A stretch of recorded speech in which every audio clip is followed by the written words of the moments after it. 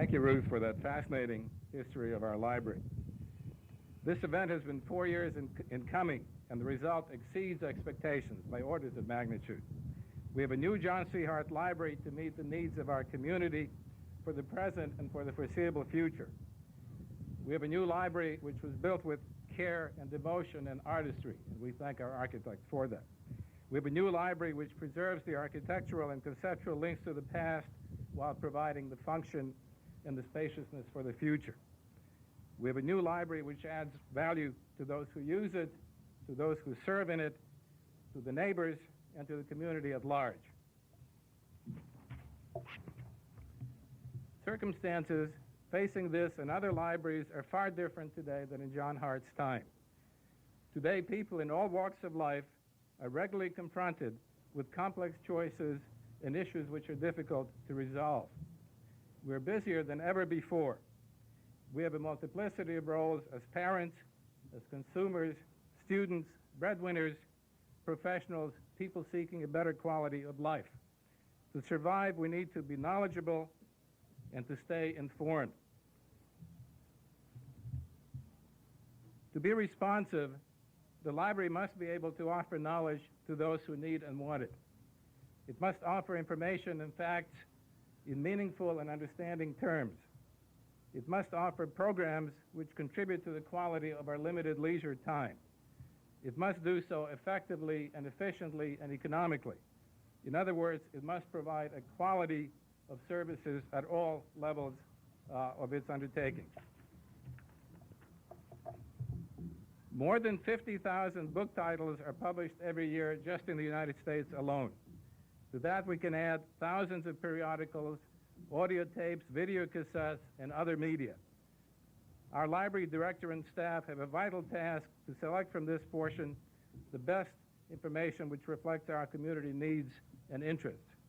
They have to devise special programs for seniors, adults, juniors, and children, which will both delight and enrich them. And they have to serve as the cultural focal point for the community. These are tough tasks, but ones which they have consistently met with outstanding success and results in the past, and I'm sure will continue to do so in the future. Let me say a word about technology. It's here to stay, and our library will use it whenever it's appropriate to do so. But it's the people in the library who will make the difference, not the technology. I'm delighted to have had a role to play in this wonderful new library, and I know that everyone here joins me in wishing Cobb Stewart and her wonderful and dedicated staff the best as we embark on this new era for the John C. Hart Library. Thank you very much.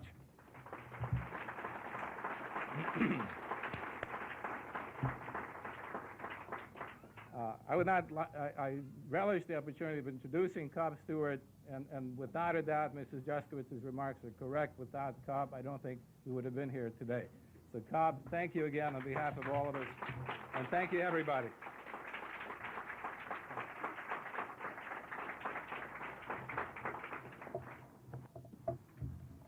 This 70th anniversary year for Hart Library finds public libraries everywhere in a time of crisis.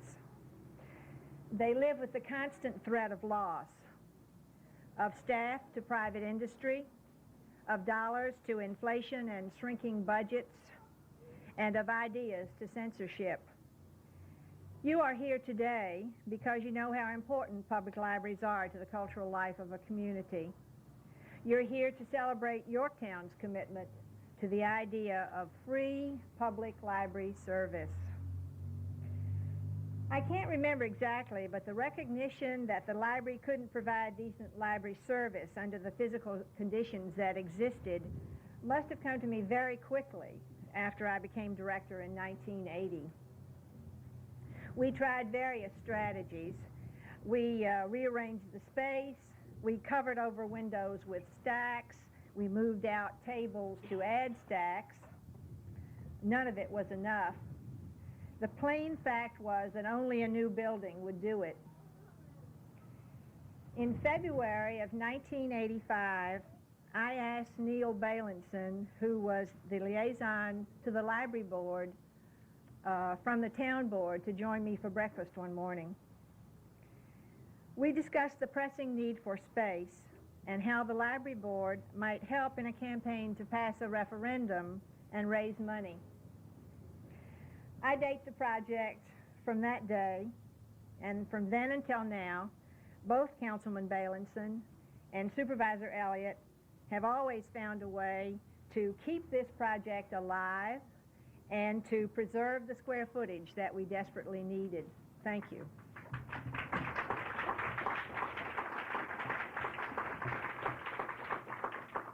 But there are a lot of other Yorktowners who also helped. All of you who voted 4-1 in favor of that bond issue. The families with heart who gave when we launched our fundraising campaign. Phoenix Academy, who stored at no cost our books for 15 months and who, under the watchful eye of Mary Lou McArdle, allowed us to come day after day and week after week to barcode those books. Lakeland High School, who joined with us in an experiment in merged public library, school library cooperation by allowing us to share their library. The Hart Quilters, who made 2 beautiful quilts to be raffled and supplied us with Craft of the Month articles for many months. The proceeds from their artistry totaled enough to make them benefactors, the highest category of giver. Sidney Jarko, who very early in the campaign, without being solicited, made a generous gift. In fact, he gave so early and so generously that I thought the whole campaign was going to be easy. It wasn't. The Howard Blashes, who made another early, unsolicited gift that came accompanied by a note that said, "Please accept this contribution for your planned expansion program. Our 8 children have made extensive use of your facilities over the years." Jeannie Drury, our interior designer. You'll see her work and her flair for color as you explore the building. Lori Hill Honig and the family and friends of Ted Hill, who remembered Ted's years of association with the library by memorial gifts for the reference department. Mary Lee Gelhaus, whose mother, Charlotte Martens Lee, was a member of the founding board and served longer than anyone has as board member, president, and moving force for good library service in Yorktown. Mary Gelhaus has provided furnishings for several areas in the library in memory of her family and of the founding board. Charlotte and Arthur Lee and Ted Hill placed their stamp on Yorktown life by their many years of devoted service to the library, the museum, and the town. We could use a lot more like them. Sonia Hirschberg and other Hirschberg family and friends who honored Henry Hirschberg on his 75th birthday this July 7th by furnishing the lounge area in the northeast corner of the new building. We at the library are already calling it Henry's Corner, and it's very appropriate for someone who has served on the Friends Board for as many years as Henry has. Jonathan Humble, the design architect for Gallagher and Beyer. It's his design, and I wish he were here today to celebrate the fact, because we won the New York Library Association Grand Prize for the building last week.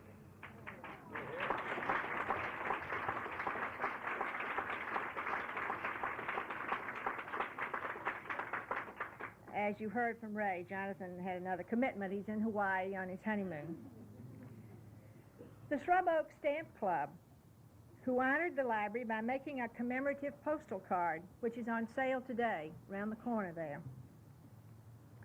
Library board members I served under, including Ruby Schuberg, Joe Garrity, Jeannie Lieberman, Marcel Kachapoli, Mary Walsh, John Nziro, Audrey Sherman, and most especially Ivan Gavrilovic and Ruth Juskowitz.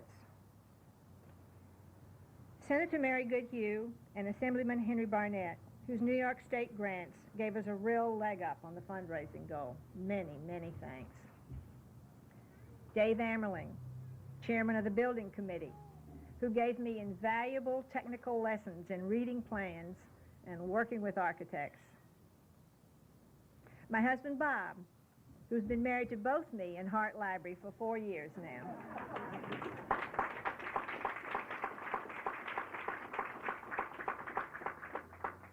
The Hart Library staff, who prepared for this new building by barcoding every one of our 65,000 volumes and then turned around and prepared every volume again for the security system. My thanks to each of them. They serve our patrons cheerfully and efficiently. Alyssa Cole, president, and the other friends of the library who pledged $10,000 after the fundraising campaign began. Pat Savage and Bonnie White and all the Citizens Committee members, small as the committee was, we met almost every Thursday night for 2.5 years, and it's a great way to make new friends. And finally, Florence Stevens, every administrator's dream assistant. They'd be lucky to have such a helper. Supportive, invigorated by the challenge as I was, and willing to put in countless hours for this project after the regular workday was done. My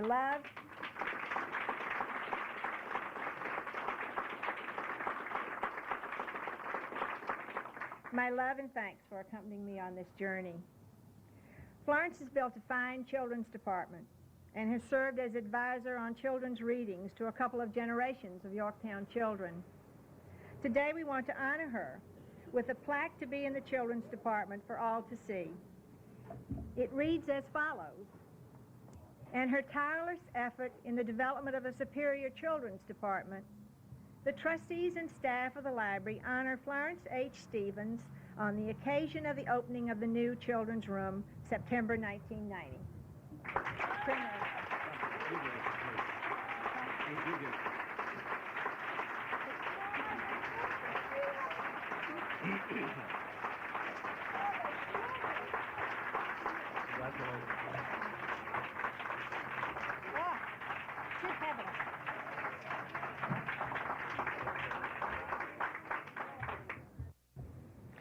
It's been a challenging and exhausting 4 years. As far as I'm concerned, the game's been worth the candle. Paul Goldberger, the architecture critic of the New York Times, described the new Chrysler Museum in Norfolk this way: I believe the words can equally apply to this new building.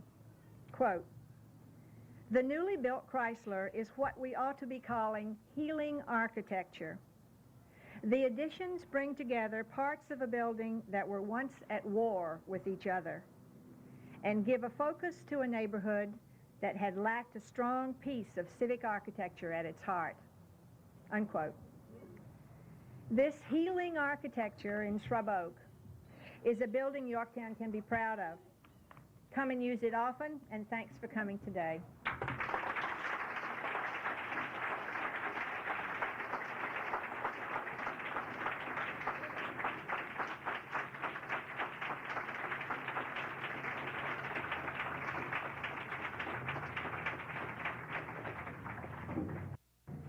Bonnie and I have a little surprise for Florence and Cobb and Ivan. 2 years ago, when we had the last furniture sale and book sale, I think it was our $500, $1,000 fundraiser. my husband Bob was going through boxes of books.